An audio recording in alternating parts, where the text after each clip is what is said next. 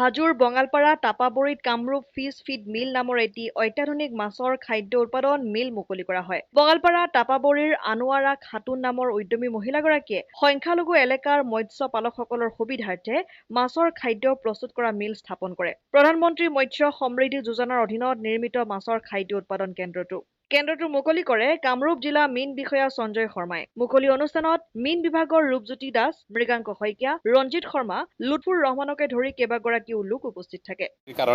কাৰণ আমাৰ হাজো অঞ্চলটো সাধাৰণতে মাছ পালনৰ কাৰণে অতি আগবঢ়া আৰু এই অঞ্চলত আমি লক্ষ্য কৰি আহিছিলোঁ যে মাছৰ পোনা এইটো অভাৱ আৰু দ্বিতীয়তে আমাৰ মাছৰ খাদ্যৰ যিটো অভাৱ এইটো।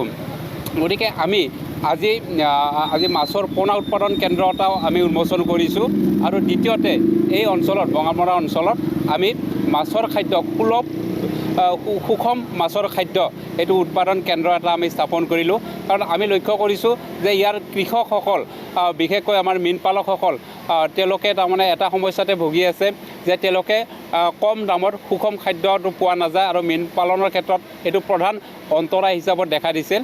আৰু আমি অত্যন্ত আশাবাদী যিহেতু আমাৰ ইয়াৰ হিতাধিকাৰী শ্ৰীযুত লুৎফুৰ ডাঙৰীয়াৰ ইতিমধ্যে তেওঁৰ খাদ্য মিল ইতিমধ্যে তেওঁৰ যথেষ্ট অভিজ্ঞ আৰু তেওঁৰ যিহেতু ধান বনা মিল আছে, সৰিয়হ পেৰা মেচিন আছে, গতিকে এই উপজাত সামগ্ৰীবিলাকৰ দ্বাৰা তেওঁৰ মাছৰো খাদ্য উৎপাদন কৰা কেন্দ্ৰত প্ৰয়োগ কৰিব পাৰিব আৰু লগতে তেওঁৰ এই যিখিনি ইনগ্ৰিডিয়েণ্ট ৰখা তেওঁৰ যিটো ঘৰ আছে অন্ততঃ 4 মাহৰ কাৰণে এই কৃষিজাত সামগ্ৰীখিনি মজুত কৰি থ'ব পাৰিব আৰু ইয়াৰ জৰিয়তে সুলভ মূল্যত তেওঁলোকে খাদ্যটো আমাৰ স্থানীয় ৰাইজক দিব পাৰিব। হাজোৰ পৰা কমলাকান্ত দাসৰ ৰিপৰ্ট, অসম আদিত্য।